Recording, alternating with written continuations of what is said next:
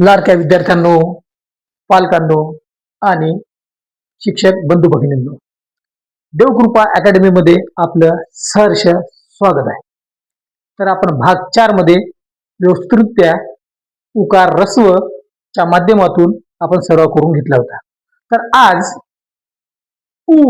उसू मोठी उकार इथं पाहिलं आपण. लहानी ताई लहान वेलांटी, मोठी ताई मोठी वेलांटी, लहान भाऊ उकार रस्व, मोठा भाऊ उकार दीर्घ. आणि वारंवार तुम्हाला सांगतो की उच्चार स्पष्ट करायला पाहिजे.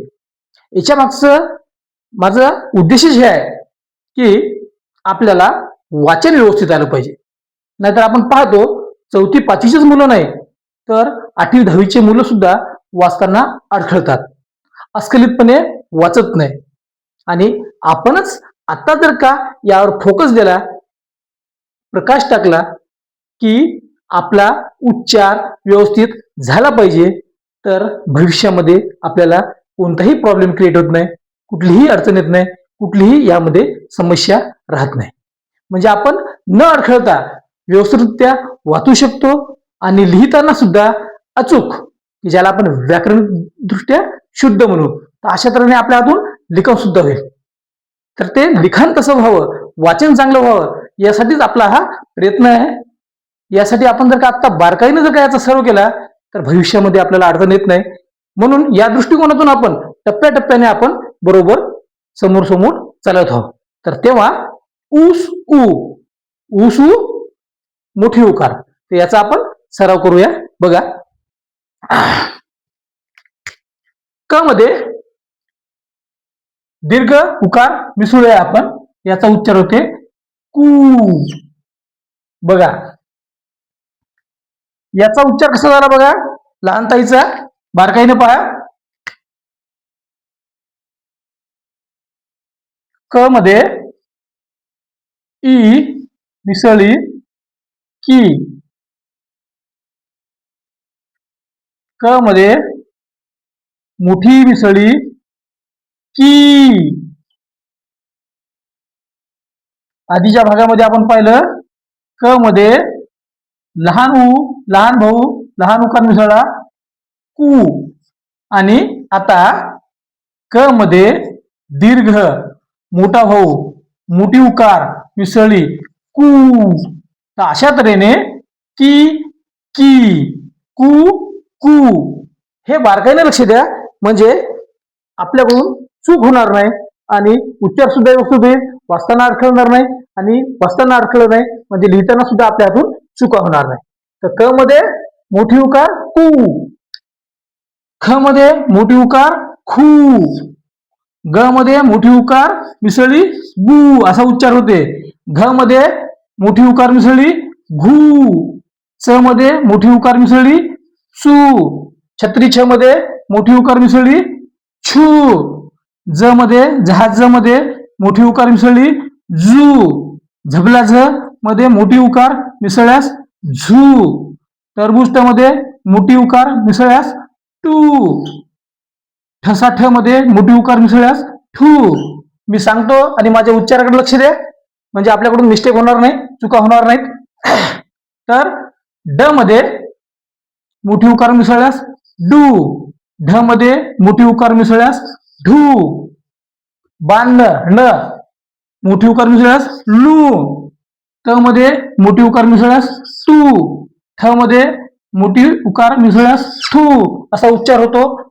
द मध्ये मोठी उकार मिसळल्यास दू, ध मध्ये मोठी उकार मिसळल्यास धू, न याच्यामध्ये मोठी उकार मिसळल्यास नू. इथं मी वारंवार तुम्हाला आठवण करून देतो, न म्हणते वेळेस ही जीभ आपली मुर्दा टाळूच्या मागच्या भागाला लागते. तर न या न याचा उच्चार करताना जीभ आपल्या दाताला लागते न, आणि बाण न वरी लागते. तर नू, पतंग प पू, फ फणसाचा फ याच्यामध्ये मोठी उकार मिसळल्यास फू, ब मध्ये दीर्घ उकार मिसळल्यास बू, भ मध्ये मोठी उकार मिसळल्यास भू, म मध्ये मोठी उकार मिसळल्यास मू, य मध्ये मोठी उकार मिसळल्यास यू असा उच्चार होते. र र मध्ये मोठी उकार. मागच्या वेळेस मी तुम्हाला सांगितलं होतं. तर बारकाईनं पहा, इथं अशी गाठ येते. ही गाठ आली म्हणजे दीर्घ उकार. त्यावेळेस आपण पाहिलं की या र मध्ये या पद्धतीने तुम्हाला द्या म्हटलं होतं. ही उकार म्हणजे गाठविरहित, गाठरहित म्हणजे ह्रस्व, आणि ही गाठीला पकडून उकार दिल्यास ही दीर्घ उकार येते. तर त्याचा उच्चार रू आणि त्याचा उच्चार रू असा होतो. ल मध्ये उ मिसळल्यास लू, व मध्ये दीर्घ उकार मिसळल्यास ऊ. शाळा श मध्ये दीर्घ उकार मिसळल्यास शू, शाळा श शू. षटकोन ष याच्यामध्ये दीर्घ उकार मिसळल्यास शू, श श शू. षटकोन ष. ससा स याच्यामध्ये दीर्घ उकार मिसळल्यास सू. बघा आता या तीन मध्ये उच्चार कसा होते. श श स, शू शू सू. शाळा श, षटकोन श, ससा स. ह मध्ये दीर्घ उकार मिसळल्यास हू. ल मध्ये दीर्घ उकार मिसळल्यास लू. आणि क्षत्रिय क्ष याच्यामध्ये दीर्घ उकार मिसळल्यास क्षू.